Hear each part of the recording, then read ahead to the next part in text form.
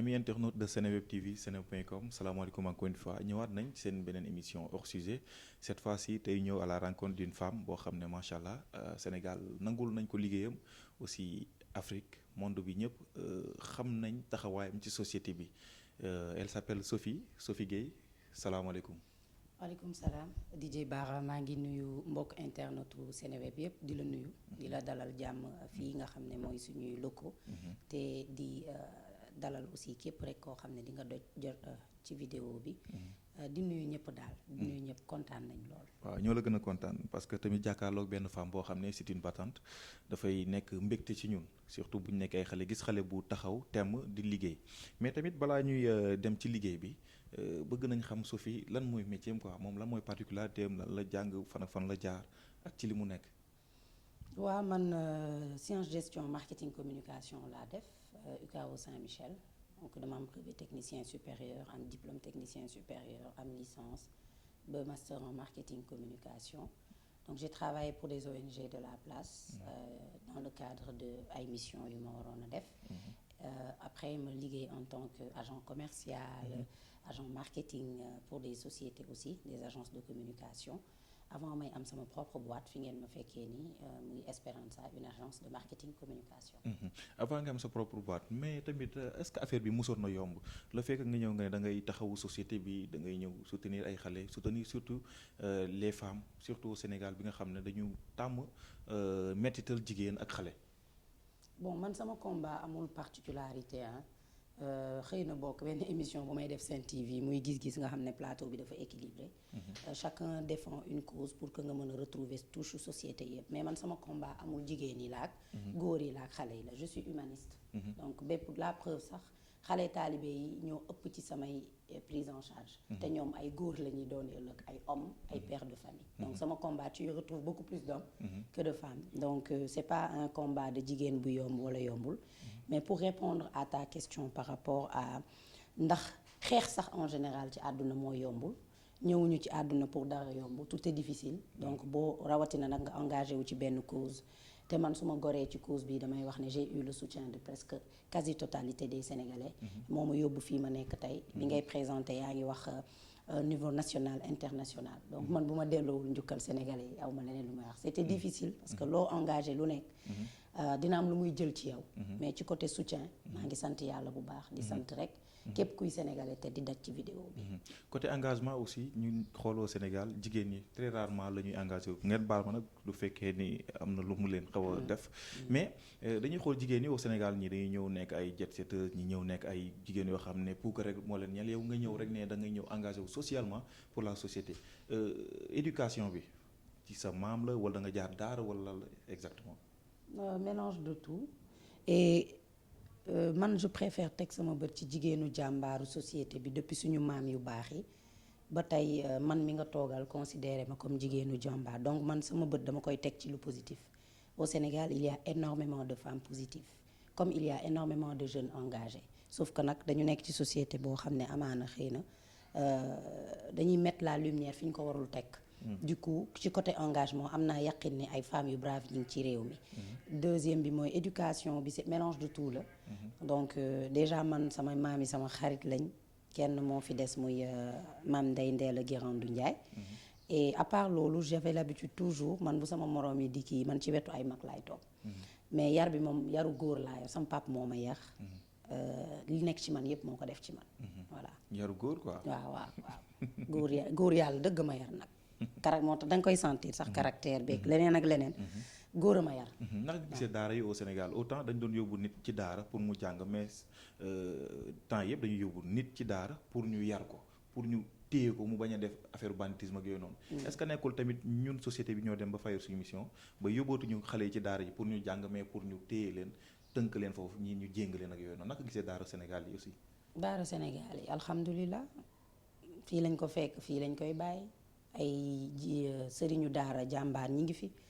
buñ ne daara suñu xel day dem ci Xelkom Serigne Saliou Mbacké te képp ku ñuy xool rek dañuy teg suñu bët ci loolu donc daara Sénégal yi am na ñoo xam ne ñi ngi jàngal xale yi ñi ngi wàccee ba tey ñi ngi bind ñi ngi firi ijji am si ñoo xam ne généralement loolu rôle état la de faire leur enquête pour xool ñi nga xam ne duñ leen catégoriser ci daara dañuy exploiter xale yi di leen jéng comme ni ngay waxee ndax islam sax dafa am charte wax na la kañ nga war a jéng kañ nga war a dóor kañ nga war a jubbanti moom ay loi am dafa jiitu suñu dund donc bu fekkee da nga koo jalgati ba pare di làqatu ci ginnaaw diine cela n'engagera que nit kiy def loolu. mais est-ce que nekkul tamit société bi ñoom ñoo yaratul. bon ça dépend. dañuy débarrasser wu ci xale yi pour débarrasser wu. ça dépend je ne dirais plus que société bi moo yaratul mais suivi xale day am suivi même à l'école daara sori na. à l'école yow bi ngay jàngi je pense que presque chaque semaine nga gis sa papa wala sa yaay ci école bi léegi xale yi jàngi ci école bi sax amatul suivi duñ jéggi dem ca daara yi suivi moo amatul dans cette société là et je pense que ndeysaan dañuy avancer àdduna di gën a metti pression di gën a ñëw nit ñi di fàtte yenn yi nga xam ne mooy seen responsabilité et ñuy subir conséquences yi aujourd'hui je ne parlerai pas de jël doom parce que ku jur doom nag bëgg ngaa uuf je suppose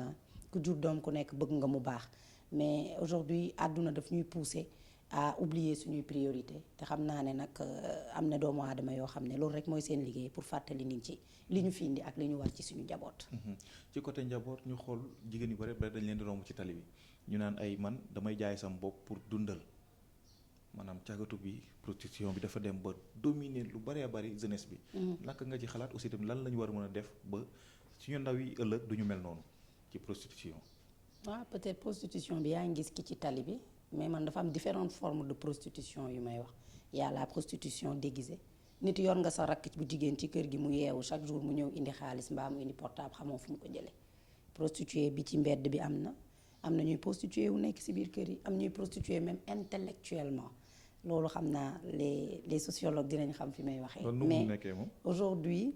aujourd'hui li am solo ba am solo mooy dañuy yaraat jigéen ñi ñu xamal leen ne amoo lu gën a kawe sa yaram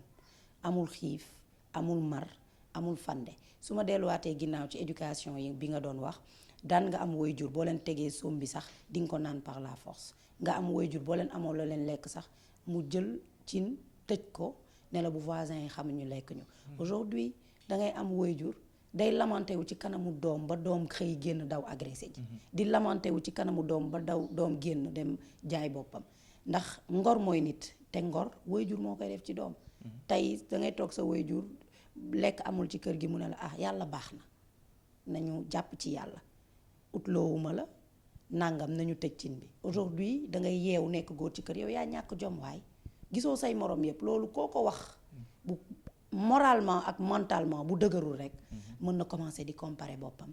ak ñi nekk ci biti donc yànq na ci ndaw yi wante mag yi tamit nañu xam ne am nañ influence bu am solo ci suñu dund mag yi nañu xam ne waajur ci ni muy doxalee ak ni muy waxee doomam daf koy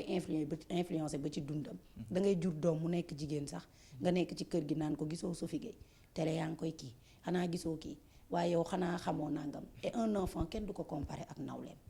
da ngay def ci moom li baax li ngay lim ni yëpp que ça soit la prostitution wala yeneen dafa am base bi te base bi ci waajur yi la ci waajur yi voilà ci biir waajur yooyu ñu xool Sénégal divorce yi daf fi bari góor ñi ñoo amatul yërmande wala yéen a nangootul sëy parce que tamit temps yi coowul féministe daf fi nekk loo xam ne lu dominer la débat yi naka nga gisee taxawaayu jigéen ñi aussi par rapport ak vie familiale yi aussi tamit ak jigéen yi nga xam ne ay féministes lañ bëgg a doon ilal ëpp duñ nangu góor jiite leen ñoom man sama maam daf ma yar ci maandu man xam lu ma xam humaniste ni ñuy yoree xale ni ñuy dimbalee góor bu nekk ci problème ni ñuy dimbalee jigéen bu nekk ci problème donc féminisme maîtriser wu ma ko sax et je respecte le combat de tout le monde. doo féministe donc dama koy tëb ça dépend yow mun nga ma xoolee bëtu féministe maam xoolee ma bëtu humaniste keneen xoolee ma bëtu nit rek buy dimbali nit donc ki ma doon ça dépendra de téléspectateur bi seetaan dire que je le suis ou je ne le suis pas amul sens mais ñi may suivre xam nañ ne sama combat génnewuma ci góor génnewuma ci jigéen génnewuma ci kenn donc être là à féministe là duma féministe là n'est pas le débat j'ai un combat beaucoup plus important que di wax ndax féministe là wala duma féministe. Et par rapport aux féministes reconnus yow naka gisee seen taxawaay ces temps-ci avec l'avortement médicalisé. yàlla xam na ne xaw ma seen combat man sama combat nee naa la defar jaam yàlla la defar jaam yàlla man taalibe Serigne Touba laa donc exclure ma kenn mais mënuma wax ci combat jàmbur bëri na nag Sénégal nga dugg ci combat nit wala nit di def dara neexu la rek nga catégoriser ko nous on a un problème yaa ngi wax divorce un mal beaucoup plus profond que ces histoires de jigéen bu toog rek ne man ay jigéen rek laay défendre góor bu toog rek ne ay góor c'est que mot féministe dafa amul contraire mais pourtant am na góor yoo xamante ni ay góor rek la ñuy défendre. lu ñu wax ñu ne góor yi ils sont parfaits jigéen yoo xam ne lu ñu wax ñu ne jigéen ils sont parfaits te loolu defarul société. mën naa comprendre ñuy débattre. ñu ni par exemple dañuy toucher là où ça fait mal kii ñëw indi ni nangam laa xalaat mais fi société bi tollu tey. effectivement bu divorce yi bëriwul dina ma jaaxal parce que à la place de toog pelloo ni ko suñu maam yi doon defee ñi ngi xëccoo. góor yi naan est-ce que du yéen jigéen yi naan est-ce que du yéen. te loolu solution du ci judd. li am solo mooy. doomu aadama en général mënul bañ ko yilif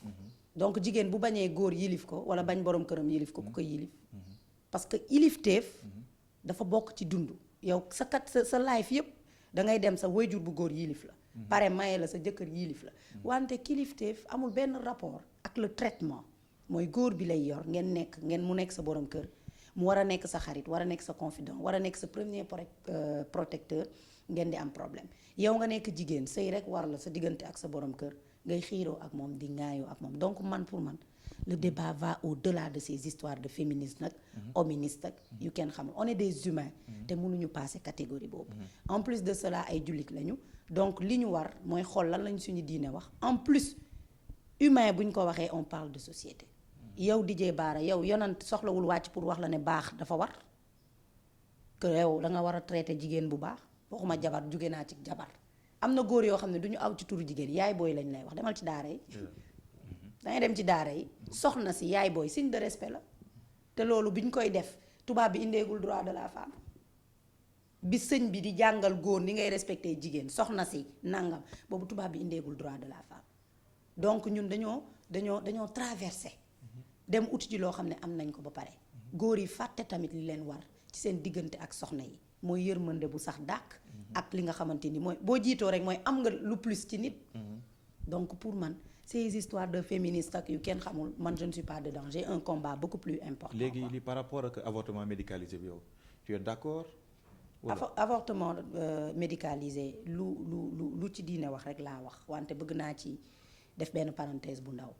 mooy li may wax rek la communication elle est importante mais may tooñ di wax man su fi kenn du ma dugal li diine wax rek laa wax ci avortement médicalisé wante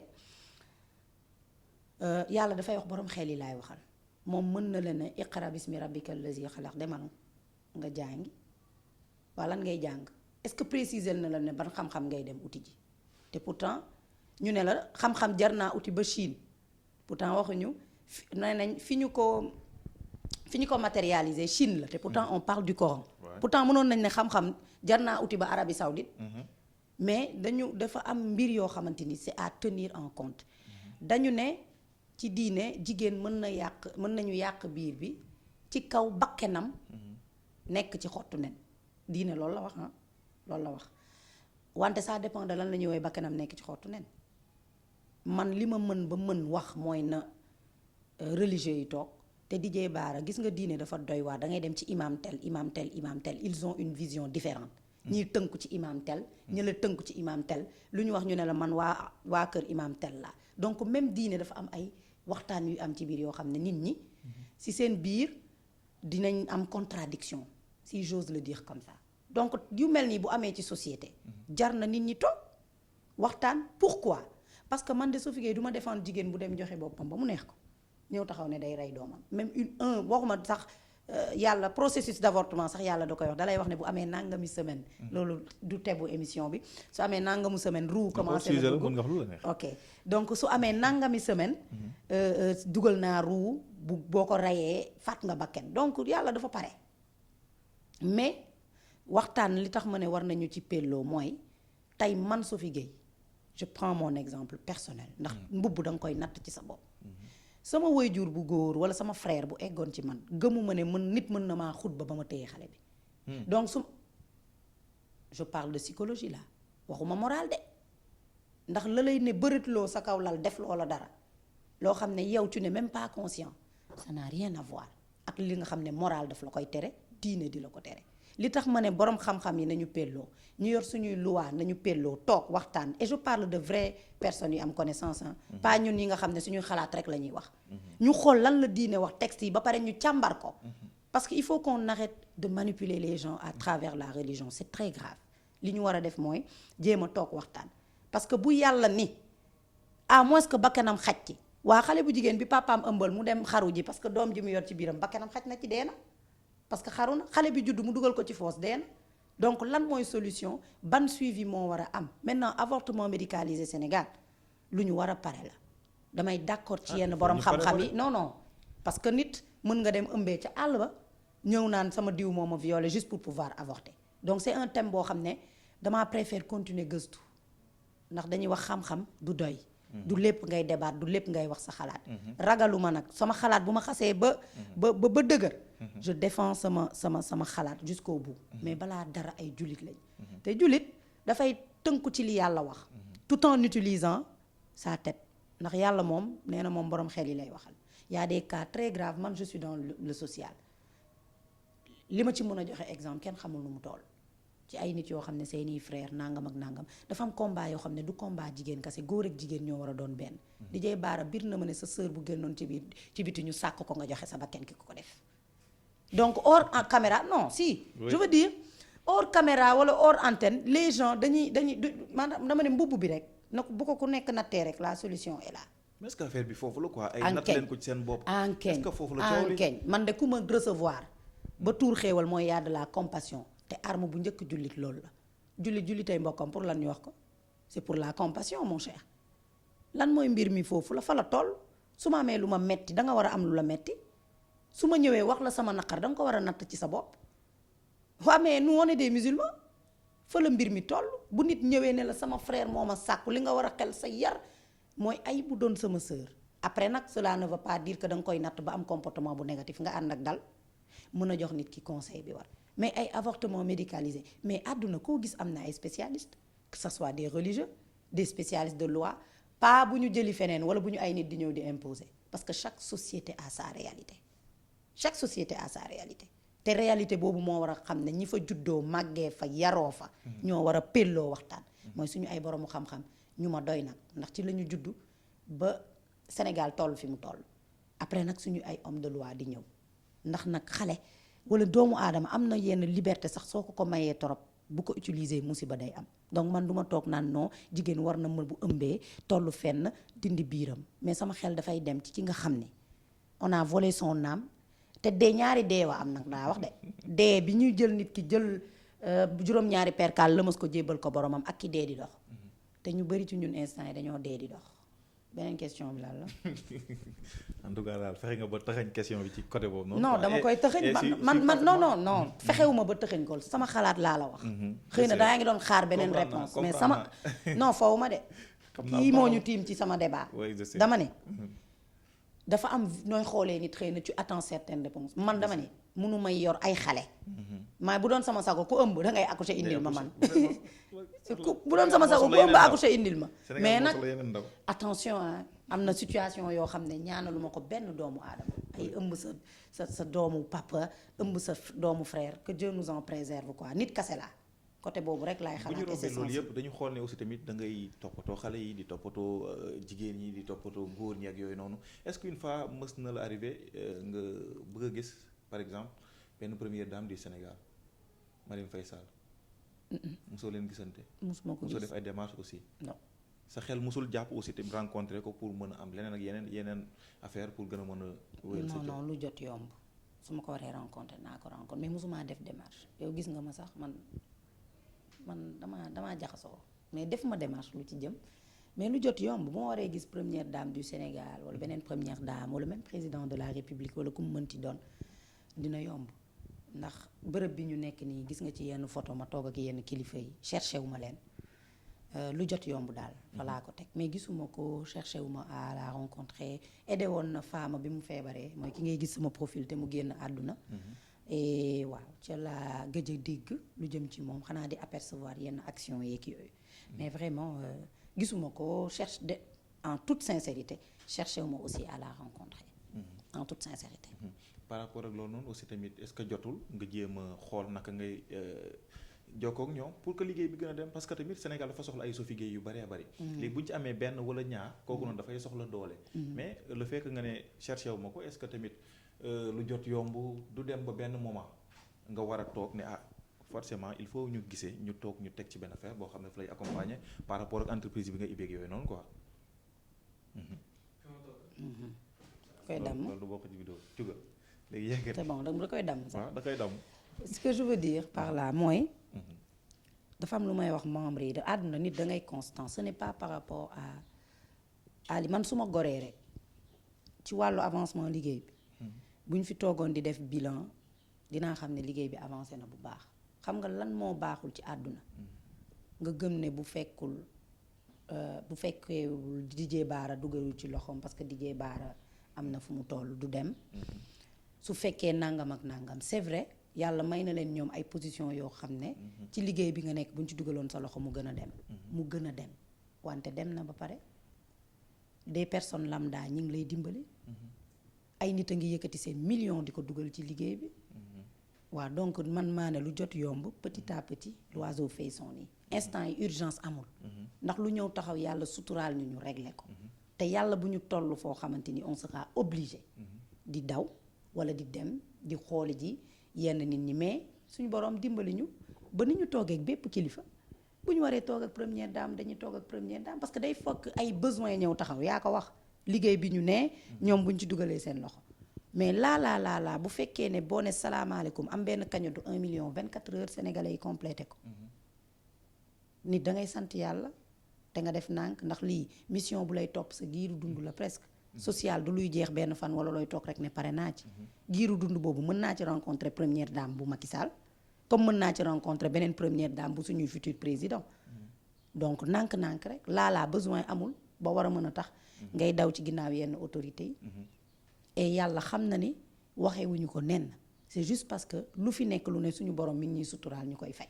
te yàlla nañu continuer ci noonu. ba keroog xëy na bokk ñuy mën a toog ak yenn kilifa yi. c'est ma perception des choses. Politique bu Sénégal lan moo ci gën a dal sa xel.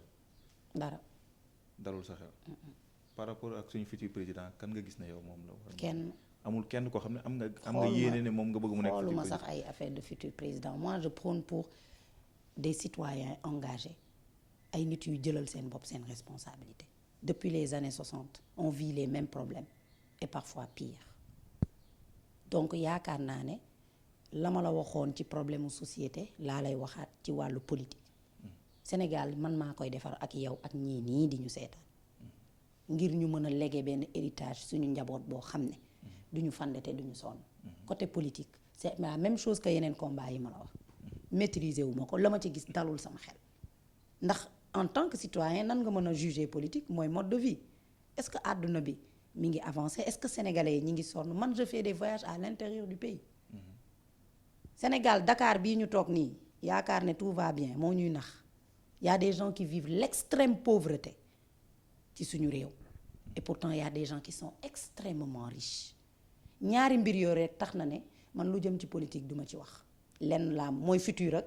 ancien wa bi fi toog te ku ci ne ci ñoom rek na xam ne aujourd'hui ay nit bu ñu la tabbee teg la ci kanam mooy yaakaar nañ la te yaakaar dafa fort yaakaar boobu nag yow yaay jël sa responsabilité ak sa engagement nga góorgóorlu pour bañ a tas seen yaakaar wante li ma jot a gis ak li nit ñi di dund politique dalul sama xel li dal sama xel mooy partage ak solidarité loolu laa xam je suis dans tout ce qui est humain mais tout ce qui est politique ñoom ñi ko ŋànk xëy na ñoom ñoo ko maîtriser mais liñ may en tant que citoyen lambda et j'ai le droit d'en parler mooy tout va mal actuellement dans ce pays que ça soit ci côté pouvoir que ça soit ci côté opposition tout va mal je préfère tout va mal à la place de Y'en a marre tout va mal naka gisee seen problème yi ñuy dund ñoom waa Y'en a marre xaw ma sax je sais pas passeport diplomatique yeeg yooyu noonu lan laa siy wax xaw ma ko maîtriser wu ma ko xam nga du domaine bu ma maîtriser man damay xëy suba ba ngoon dugg ci àll di ñëw di nekk xale te nag du ma nit koo xam ne loo ma laaj rek nag Didier Bara ma wax la ci sama xalaat te xaw ma ko xam nga il faut nga suivre combat nit début ba fin pour mën a kii man ci xale yi rek laay ne la preuve gisoo ni ma la tardelee da ngay nekk ci ñoom ba 3h 4h 5h du matin nga tëdd ah tout va mal ici waaw mais par contre comme ay nit lañ ñu nekk ci xat-xat espérons que suñu borom que ça soit côté loi ak ñoom lépp leer bu fekkee dañu war a dellu seen kër ñu dellu seen kër bu fekkee ne ñoom ñoo féete toor comme on dit ku juum dafay am luy dal sa kaw nañ ne teg lépp ci yoon rek li ci des nag moom allahu ahlam xaw ma si daara boo bëggee dégg dëgg tous à part yow am nga ay référence ay jigéen yoo xam ne ñu ci Sénégal ñoo xam ne tey jii nii bëggoon ngeen Sénégal valoriser leen wane leen ba ñu dégg leen fii ci Sénégal yan jigéen lay doon valoriser leen dégg leen damay am habitude di wax képp kuy jigéen bu baax rek man sama référence nga au-delà même de jigéen doomu aadama lu positif ci yow je prends noonu laa ci mel. am na ñoo xamante ni boo ko demee ci côté diine soxna yi nekk ci suñu këru diine yi ay référence lañ parce que doo leen dégg ci dara doo leen sax gis. doo xam sax kan mooy soxna diw ak diw. loolu la tubaab di woowee discrétion. moo tax ñoom elles vivent heureuses. parce que presque kenn xamalu leen dara. boo jëmee ci wàllu discrétion ay royukaay lañ soo demee ci wàllu càmbaarte bari na ay femmes entrepreneurs yu fi nekk. yuy liggéey nekk ay jàmbaar. yuy sax déployé wu peut-être ci réseaux sociaux yi lañ leen di gën a xam parce que ñoom liggéey rek la ñu xam duñu feeñ. mën naa la citer Dior Gueye. pourtant am na yeneen nit yoo xam ne ñi ngi. di ko féliciter voilà ñi ngi entreprendre di ko jaajëfe parce que tamit bu yegsee tey fii moom la jàpp na ci lu bëree bëri. jàmbaar la en toute discrétion. merci du nit koo xam ne toujours elle est au devant ci caméra yi mais mi ngi ci ginnaaw di buux. nit ñi di dem. royukaay la référence waaw soo demee ci yeneen domaine mën naa lim du jeex. mais jàppal ne domaine boo dem rek. man am naa fa koo xam ne su ma ko xoolee. mën naa ne kii mooy sama référence ba ci suñu biir këru diine yi ba lépp te loolu nag moom ngay dajale. def ko ci sa jëmm. di nekk la meilleure version de toi-même di jaajëfal rek képp koo xam ne jigéen nga te nga nekk jàmbaar te nga nekk ci réew mi. réew mi rek ñor la. réew mi avancé rek ñor la te lu baax rek ñor la. ñu xool aussi tamit ces temps-ci nga teg benn entreprise bu mag Speranza. lan moo ko wundu aussi tamit c'est facile nga nekk ci social ba pare bëgg teg sa yëfu bopp di ci liggéey. waaw Esperanza mooy espoir en espagnol man sama lépp ça tourne autour de l'espoir racine de l'espoir Esperanza bu doon sama sago luy judd rek ci man day am rapport ak yaakaar parce que doomu aadama loolu ngay dundee. amul ku ne ci ñun boo ne cëpp jug rek am na ci loo yaakaar. ci journée bi. donc yaakaar boobu moom moo tax tout tourne autour de ça. tout à l'heure bi may présenté wu maa ngi lay wax fi ma jaar ci wàllu marketing moom laa jàng. et dafa am promesse bu ma defaloon sama pap bi ma commencé social mooy wax n'oublie pas tes études. bi ma waxee loolu promesse diplôme laa amoon ak moom ma def ko bi ma paree ma jàpp ne je peux pas faire les meilleures écoles du Sénégal tey bu may wax UCAO waxum du léegi UCAO 2013. nga xam ne bâtiment bu mag bi sax pareegul woon et mu nekk tey koo xamante ni il s'est sacrifié pour ses enfants. bokk na ci ñi tax côté professionnel ma bëgg ci tamit comme ci wàllu social nekk ci jàmbaar moo tax ma doon liggéey en freelance. différence su liggéey en freelance ak CDD CDI mooy ne yow da ngay xëy gàddu sa saak dem parce que dafa am lu la warloo ak benn entreprise. man dama teel a xam li ma bëgg ci wàllu domaine social bi moo tax li ma doon def mooy da ngay ñëw jox ma sa contrat ñu liggéey ma jébbal la sa liggéey nga jébbal ma sama xaalis ñu dem ba ci biir ma ne ok yàlla mi ngi may suturaal. ay nit ñi ngi may jege des personnes yu am doole ay nit yu baax yu naan la ok c'est bien beau freelance bi mais tegal sa entreprise ñëw ñu jàppale la nga teg sa entreprise. mais du n'importe quelle entreprise parce que boo ma waxoon tegal sa entreprise te aw ma benn compétence du ma ko teg. parce que di def nii rek pour nit ñi di kii déedéet damaa xam ne war a mën a dugg ci monde communication bi ndax liggéey naa ci ay at yor sama entreprise bopp liggéey ak ay jeunes aussi ñoom tamit ñu am chance bi ma am. ensemble peut-être même bu fekkee benn nit wala ñaari nit booy embauché dina bu doon 100 jeunes yu chômé lañu on est à 98 maintenant parce que 2 yi am nañ liggéey. donc Esperanza c'est une agence de marketing communication boo xam ne suite la rek ci li nga xamante ni moom laa jàng. ak moom laa doon liggéey. mës nga def sport. ba tey du ma ci professionnel mais ba tey damay tennis. tennis la lay foot kii sport bu yomb la. waaw yomb la ça dépend xam nga lii laa doon wax nag sénégalais. day toog ca balcon di juger nag di juger rek tennis dafa yomb maa ngi koy soogay dégg. bu yomb la. wante du ma bett de nga toog rek mës nga tey raquette. mukk mës nga rendre balle nga ne tennis sport bu yomb lay tooñ rek. waaw nga nekk basketteuse comme ay Yacine Diop ak ñoom. comment ça sama cëkkaay bi nu may nekkee basketteuse. moo am na basketteuse yu la gën a gàtt. déedéet man de bu ma doon basketteuse façon bi ma ne damay doon ko am prestance njool ca kaw nag bu ne tëll dugg rek ñu xam ne nag sa fi ngay dugg nag sinon nag non pas basket. par contre comme ñun avant may am rakk yu jigéen aussi bi ñuy toxu si fii. il y a 20 ans. en arrière sama pap 2 frères rek laa fi nekkaloon muy Mohamed ak Ablaye. donc man sama pap dama doon jëndal ay maison de poupée et tout. ñoom ñu génn ci kii bi à côté kër bi à côté terrain la woon. di football bi ñu football damay teg sama maison de poupée daw ci ñoom.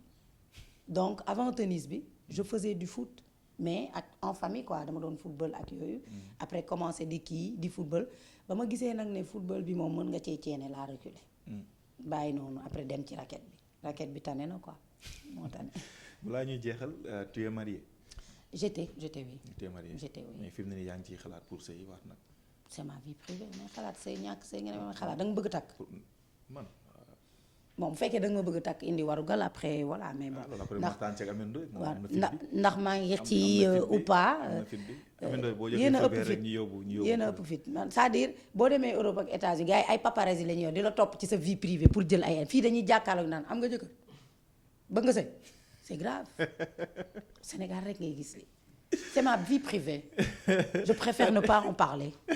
amul benn problème en tout cas bëri nga ñu la nopp amul benn problème. ah lu la ci leer ku la takk joxe takku dana lu la leer lu la ci leer man daal bu ma leeroon ne daal da nga toog fi bëgg indi warukal en direct ñu waxtaan ci nga wax ma lan ak lan ngay indi ak ndax attan nga ay gis nga ñu ngi fi romb yëpp.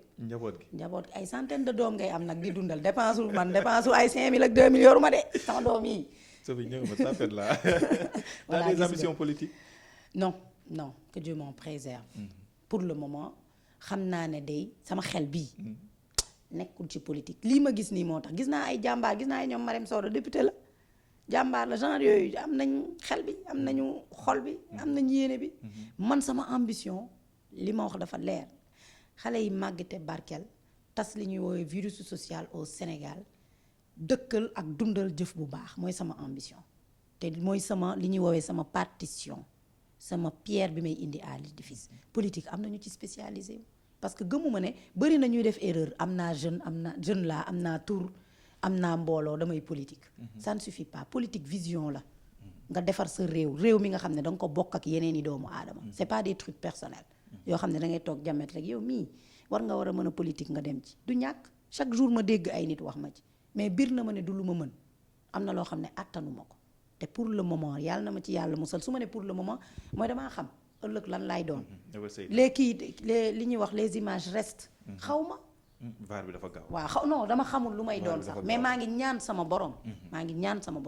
lii sama ambition ci xale yi. ak ci wàllu social. ma màggetee ko deewee ko moo ma gënal après may nekk ci wàllu politique. voilà. ñu ngi ci période màggal gi gis nañ sa. ngëm gis nañu aussi tamit kenn koo xam ne danga ko sopp lool muy jëmm ji nga xam ne moo nekk suñu ginnaaw. lan ngay wax jeunesse bi par rapport ak moom ñu mën a xool ci moom jigéen ñi aussi ñu delluwaat ginnaaw xoolaat moom ci waajuram pour mën a dem ci kanam. ba ñu génn ci ay affaire avortement médicalisé. affaire prostitution affaire banditisme ci côté booy yeeg yooyu noonu. dëgg la moom duma sawar sax di wax ci moom xëy na Esperanza xëy na moo tax ñenn ñi. sax gis image yi ci lancement bi nangam am na ñu la bind Sophie tu es murit ak yooyu damay préférer di jëf ba boo ma gisee après boo ma gisee ma wax ci moom ni nga ne nii rek la mënoon demee parce que ñun amuñu fayam nañ ko mën a fayee mooy baaxal suñu bopp nekk ay jeunes yu am jom bokk ci moom ndax sëñ Fallou doon wax ne dama jaay sama njureel jëndee ko taalibe ab taalibe nag dangay xool lan la sa sëriñ jàngale nga tegu ci période màggal la ñu ne Cheikh Amadou Bamba Khadim Rasoul ñun suñuy wax si moom mën nañ bind livre parce que même jaar-jaar suñu diggante ak moom dañu am jaar-jaar dëgg nag loo xam ne looy dund la loo xam ne mënoo ko nettali ci ay caméra mais on va parler de philosophie de vie. philosophie de vie mooy liggéeyal yàlla ci jaami su ma ko waxee sama xel day dem ci sëñ Fallou day demaat ci sëñ Abdou Karim bu sëñ Fallou borom Makarimal Axlaa mu yar bu mu yar njabootam. sëñ Baara ci baax ci tabe ci ni ngay dundee sax ak doomu aadama xam nga da nga ne lu ñu fi jëlee avortement médicalisé prostitution jàngal na jigéen nu muy sàmmee boppam ñi la yàlla sàmmee nga nekk jigéen ñëw juddu nekk soxna mu nga nekk magasin mu lay dénk doom pendant 9 mois kooku wóolu na la kooku xam na sa force physique ak mentale ba tax mu dénk la humain nga dem ne avortement médicalisé ma ne yar na ba yar góor yi début bi laa la wax ne la daaraam vrai Baay Faal yi dañuy tiim nit jigéen duñ jaar ci turam soxna si lañ lay wax dañuy yar góor yàlla yi de telle sorte waa kii avorté dafa ëmb ba pare di góor moo koy ëmbal moom dafa yar daara ji daa yar njaboot ju góor ji yar njaboot bu jigéen bi yar njaboot bu góor bi de telle sorte que bu ñu xoolee jigéen danañ ko rusa egg ci kawam te nanguwul laa taqarabu zina sax parfois sax doo sax egg tu préfères takk sa soxna ka nga ciy egg yar njaboot ci jigéen yi ci respecter seen bopp kii c'est une philosophie de vie boo xam ne dañ ko war a jàngale fépp jàngale dundinam jàngale ni muy xoolee moom ak maam Cheikh Ibrahima Fall ndax maam Cheikh dafa am dund bu mu doon dundeek doomu aadama ci taalibe aujourd'hui ñaata jeune ngay gis ñu nangul seen moromu jeune ci saayir rek da ngay liggéey ak nit sax mu iñaane la xoolal ni maam Cheikh toppee ku tedd ki muy wane ne l'union fait la force man détail yu ndaw yooyu yëpp duma ko bàyyi ay doomu aadama bu ñu booloo li ñu mën na jéggi àdduna mooy liggéeyam tey nangulante muy nangulante boobu moo indil maam Cheikh nangul ku tedd ki na ànd ak moom ba pare am moom it philosophie de vie bu muy demal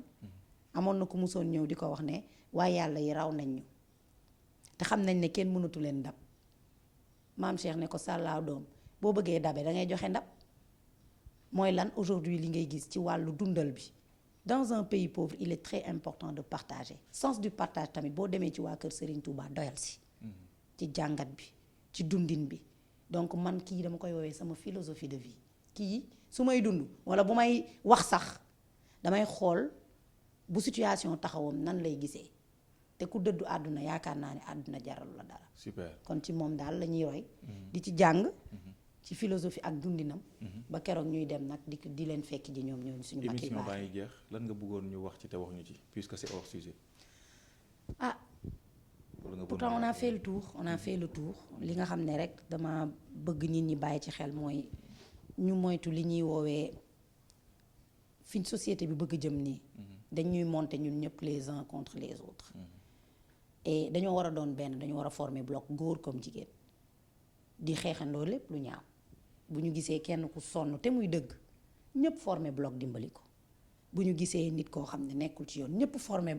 bloc indiwaat ko parce que loolu mooy àdduna mais fi ñu jëm suñu société on est en train de ñi ngi ñaawoo suñu biir lu bari mi ngi am alors que Sénégal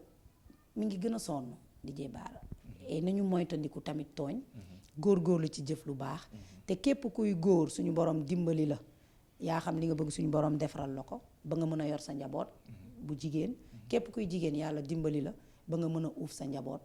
et Sénégal jëm kanam ñuy partager nag lu ma gëm la faites du bien autour de vous parce que loolu rek mooy muccal doomu aadama surtout ci jamono jii ñu toll jëf ju baax rek moo lay muccal pour un petit truc xam naa buntu safara yi ubbeeku ci yow danañ fa fees dellu nag xam naa dara. merci Sophie ñu ngi lay jaajëf bu baax a baax ça a été un plaisir ñu ñëw fii tey ci Speranza sa bërëb fekk la fi fekk fi ay xale ci suuf aussi tamit ñu am mbégte lool bu baax a baax partager ak yow émission bi nga xam ne moo di hors sujet merci à Bamba merci aussi à Omar Sarr moo nekk ci beneen côté bi di jaajëfee Dior mi nga xam ne nag bu dul woon moom tey bi dinañu réer ci biir Maurice yàlla xam na ko merci beaucoup Dior Gueye yàlla na yàlla sàmmaloo bu baax a baax bàyyi nañ la ak Serigne Touba mu defar say mbir bu baax a baax merci à tout le monde à bientôt